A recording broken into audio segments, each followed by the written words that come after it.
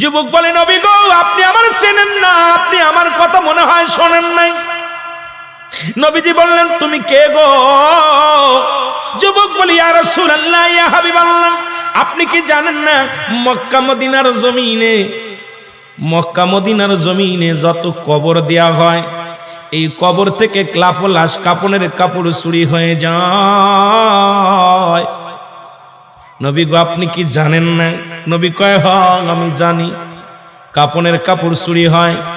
এর চাইতে কষ্ট থাকতে পারে? নবী চোখের পানি ছেড়ে বলল, যুবক রে, মানুষ যাবার পরে 3 টুকরা কাপড় মাত্র সঙ্গী।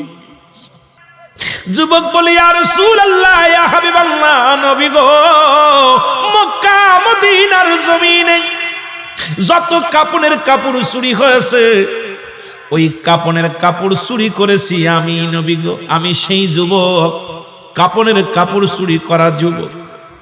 আল্লাহু আকবার। আল্লাহর নবী ডাকতে বলে, যুবক রে,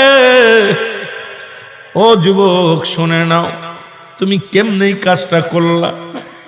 তুমি মানুষের কাপনের কাপড় চুরি করলা। এ যুবক, দুনিয়ার মধ্যে কি আর কোনো কাজ পাও নাই?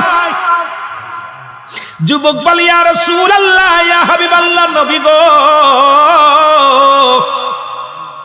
ও মায়ার নবী, আমি ভুল করেছি, আমারে আপনি তওবা করে দিন, আল্লাহ যেন আমারে মাফ করে দেয়।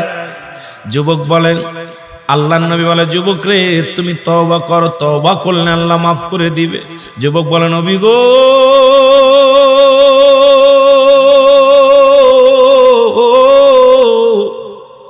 আমার বিশ্বাস এই জমিনের মধ্যে আমি তওবা করলে আমার গুনাহ মাফ হবে না, কারণ আমি এত বড় পাপী, আমি এত বড় অপরাধী। আল্লাহর নবী কয়, যুবক রে, তুমি তওবা করো, তওবা করলে আল্লাহ তোমারে মাফ করে দিবে। যুবক বলে, নবী গো, মায়ের নবী, আমার মতো পাপীরা আমার আল্লাহ ক্ষমা করবে না। আল্লাহর নবী বলে, যুবক রে, তুমি তওবা করো, তোমারে মাফ করে দিবে আমার আল্লাহ। যুবক বলে, নবী গো, আমি শুধু কাপনের কাপড় চুরি করি নাই। নবী গো, মক্কা মদিনা অনেক দিন যাবত মানুষ মরে না, অনেক দিন যাবত মানুষ ইন্তেকাল করে না, আমিও কাপনের কাপড় চুরি করতে পারি না, আমার ব্যবসাটাও ভালো হয় না।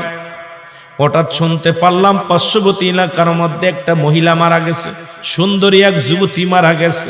আমি দৌড়ায় গেলাম, নিজে তার জানাজায় শরীক হলাম, দাফনে শরীক হলাম।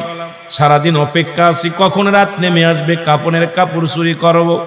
সব মানুষ যখন রাত্রে খাওয়া দাওয়া করে নির্জুম হয়ে গেল, আমি আস্তে আস্তে করে গোরস্থানে ঢুকলাম। গোরস্থানে ঢুকিয়া আস্তে আস্তে করে কবরের মাটিগুলো সরাইলাম। কবরের মাটি খুঁড়িয়া, নবী গো, আল্লাহর নবী ডাকতে বলে, যুবক, তুমি কি শুনাইলা? যুবক বলে, মায়ার নবী গো,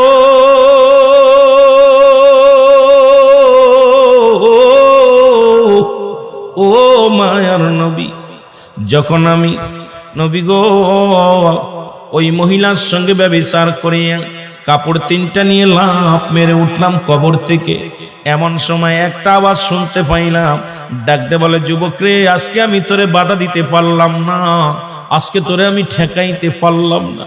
ও যুবক, আমার সনে অন্যায় করলি, জীবনে কোনো বেগানা পুরুষ আমার জীবনে আসে নাই, আজকে তুই আমার সনে অন্যায় করলি, আমি আল্লাহর আদালতে মামলা দিলাম, আল্লাহ যেন কোনদিন তোরে ক্ষমা করে না। জোরে বল আল্লাহু আকবার।